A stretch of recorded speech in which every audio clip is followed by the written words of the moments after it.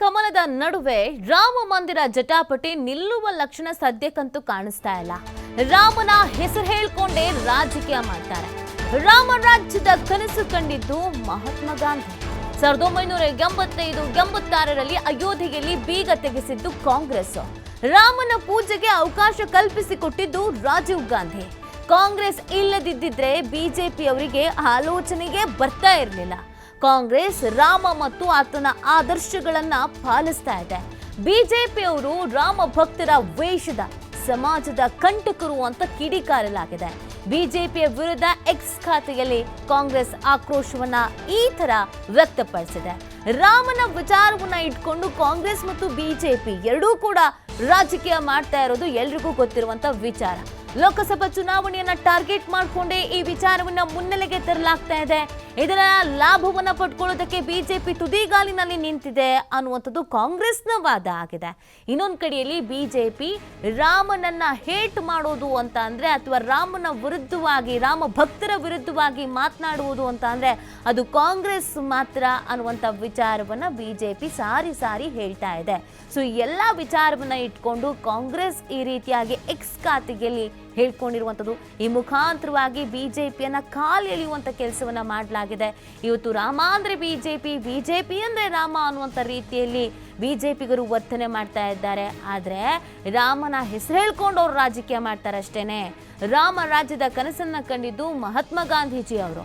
1985-86ರಲ್ಲಿ ಅಯೋಧ್ಯೆಯಲ್ಲಿ ಬೀಗವನ್ನ ತೆಗೆಸಿದ್ದೇ ಕಾಂಗ್ರೆಸ್ಸು. ರಾಮನ ಪೂಜೆಗೆ ಅವಕಾಶವನ್ನ ಕಲ್ಪಿಸಿಕೊಟ್ಟಿದ್ದು ರಾಜೀವ್ ಗಾಂಧಿ. ಅದನ್ನೆಲ್ಲ ಯಾಕೆ ಹೇಳಲ್ಲ, ಅದನ್ನೆಲ್ಲ ಯಾಕೆ ಚರ್ಚೆ ಮಾಡಲ್ಲ, ಆ ವಿಚಾರಗಳು ಯಾಕೆ ಮುನ್ನೆಲೆಗೆ ಬರಲ್ಲ? ಕಾಂಗ್ರೆಸ್ ಇಲ್ಲದೆ ಇದ್ದಿದ್ರೆ ಬಿಜೆಪಿ ಅವರಿಗೆ ಆಲೋಚನೆಗೆ ಬರ್ತಾ ಇರಲಿಲ್ಲ ಅದರ ಬಗ್ಗೆ. ಕಾಂಗ್ರೆಸ್ ರಾಮ ಮತ್ತು ಆತನ ಆದರ್ಶಗಳನ್ನ ಪಾಲಿಸುತ್ತೆ. ಬಿಜೆಪಿ ಅವರು ರಾಮ ಭಕ್ತರ ವೇಷವನ್ನ ಹಾಕೊಂಡು ಸಮಾಜದಲ್ಲಿರುವಂತ ಕಂಟಕರು ಅಂತ ಕಿಡಿಕಾರಲಾಗಿದೆ. ಬಿಜೆಪಿಯ ವಿರುದ್ಧ ಎಕ್ಸ್ ಖಾತೆಯಲ್ಲಿ ಕಾಂಗ್ರೆಸ್ ಈ ರೀತಿಯಾಗಿ ಆಕ್ರೋಶವನ್ನ ವ್ಯಕ್ತಪಡಿಸ್ತಾ ಇದೆ.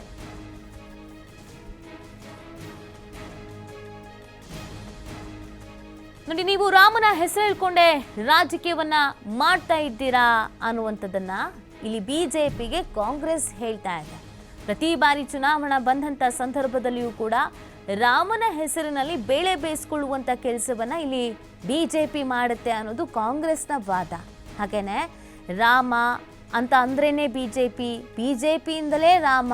ಇವತ್ತು ರಾಮನ ಹೆಸರು ಇದ್ರೆ, ರಾಮನ ಹೆಸರು ರಾರಾಜಿಸ್ತಾ ಇದ್ರೆ, ರಾಮನಿಗೆ ಅಭಿಮಾನಿಗಳು ಅಂತ ಇದ್ರೆ ಅದು ಬಿಜೆಪಿಗರು, ಬಿಜೆಪಿಯವರು ಮಾತ್ರ ರಾಮನ ಭಕ್ತರು ಅನ್ನುವಂಥ ರೀತಿಯಲ್ಲಿ ಬಿಜೆಪಿ ವರ್ತನೆ ಮಾಡುತ್ತೆ. ಆದರೆ ಕಾಂಗ್ರೆಸ್ ಬಿಜೆಪಿಗಿಂತ ಮುಂಚಿತವಾಗಿ ರಾಮನ ಬಗ್ಗೆ ಹೆಚ್ಚಿನ ಒಲವನ್ನು ಹೊಂದಿತ್ತು ಅನ್ನುವಂಥದ್ದನ್ನು ಇಲ್ಲಿ ಕಾಂಗ್ರೆಸ್ ಹೇಳ್ತಾ ಇದೆ. ಈ ಜಟಾಪಟಿ ಚುನಾವಣೆ ಮುಗಿಯವರೆಗೂ ನಿಲ್ಲುವ ಲಕ್ಷಣಗಳಂತೂ ಕಾಣಿಸ್ತಾ ಇಲ್ಲ. ಅಯೋಧ್ಯೆಯಲ್ಲಿ ರಾಮ ಮಂದಿರದ ಖುಷಿಯ ವಿಚಾರ, ಹಬ್ಬದ ವಾತಾವರಣ, ಆದರೆ ಎಲ್ಲ ಕಡೆಯಲ್ಲೂ ಕೂಡ ರಾಜಕೀಯ ನಡೀತಾ ಇದೆ.